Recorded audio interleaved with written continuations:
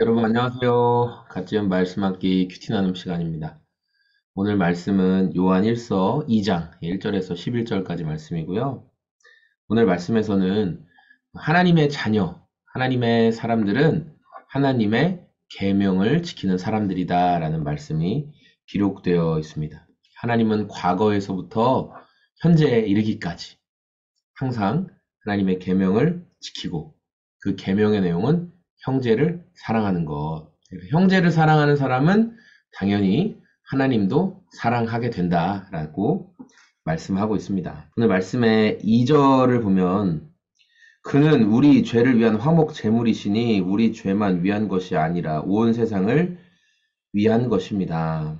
예수님이 우리의 죄를 속죄하시는데 그 예수님의 속죄의 범위는 나 한 사람 죄를 사하는 수준을 넘어서 온 세상을 용서하실 수 있는 그런 속죄의 능력을 가지고 계신다. 그런 가치가 있으신 분이다라는 거예요.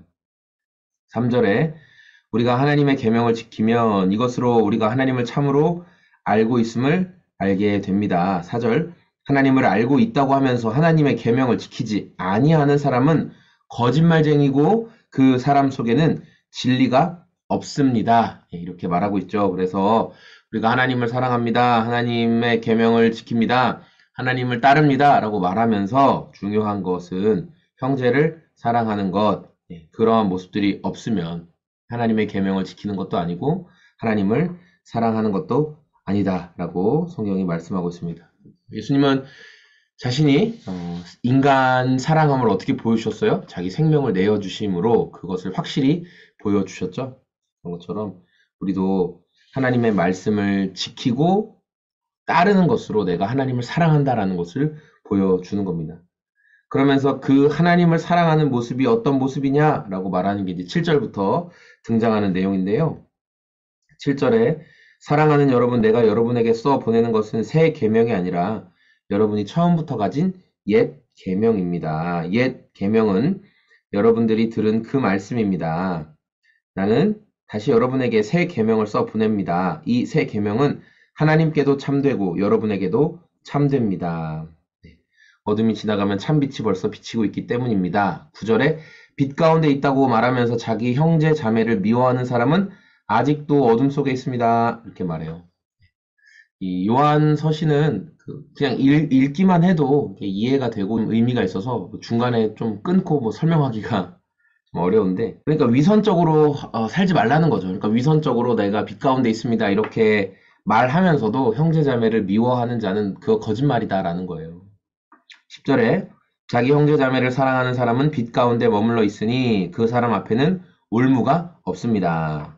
자기 형제자매를 미워하는 사람은 어둠 속에 있고 어둠 속을 걷고 있으니 자기가 어디로 가는지 알지 못합니다. 어둠이 그의 눈을 가렸기 때문입니다. 그러니까 빛 가운데 살아가는 사람은 형제자매를 사랑하는 사람, 그런 사람에게는 당연히 올무될 게 없죠. 형제자매를 사랑하니까. 내가 말로는 나는 빛 가운데 거한다라고 말했으면서 형제자매를 계속 미워하고 있어요? 원망하고 있어요? 저들이 없어졌으면 좋겠어. 이런 생각하고 있어요? 당연히 그런 자들에게는 자기가 했던 말이 다 올무가 된다는 거죠. 왜냐하면 사랑하지 않으니까. 위선이니까. 거짓말이었으니까.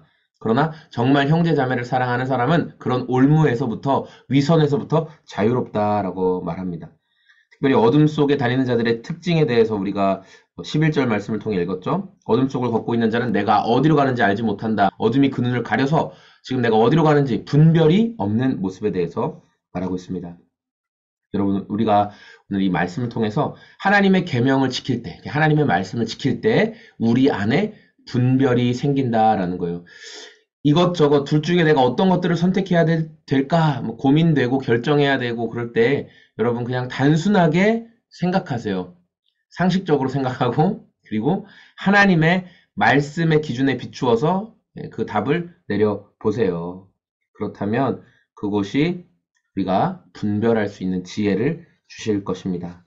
오늘 우리가 이 말씀을 통해서 예수님이 그 속죄하신 속죄의 능력은 단순히 나 한 사람뿐만 아니라 모든 사람을 속죄할 수 있는 능력이다. 그러면 혹시 여러분 공동체 안에 또 여러분과 함께 신앙생활 하는 사람들로 일단 국한시켜 볼게요. 그 안에 혹시 여러분이 좀, 야, 쟤는 왜요? 저렇게 할까? 쟤는 저렇게 미울까? 뭐 그런 사람들이 혹시 있으세요? 저 사람 너무 밉다. 예. 근데 주님은 그 사람을 위해서도 속죄의 은총을 베풀어 주신 분이시라는 것을 좀 기억하면서 하나님 오늘 저에게 형제 사랑하는 마음을 허락해 주십시오. 함께 공동체 안에 있는 지체를 사랑할 수 있는 마음을 주님 주십시오. 그래서 제가 위선자 되지 않도록 말로는 형제 사랑합니다. 그러면서 실제로는 그렇게 하지 않는 위선자의 모습이 아니라 진실된 삶을 살아갈 수 있도록 마음과 생각을 지켜주십시오, 주님. 여러분, 그렇게 하나님의 은혜 안에서 살아가는 오늘이 다 되시길 소망합니다. 고맙습니다. 안녕히 계세요.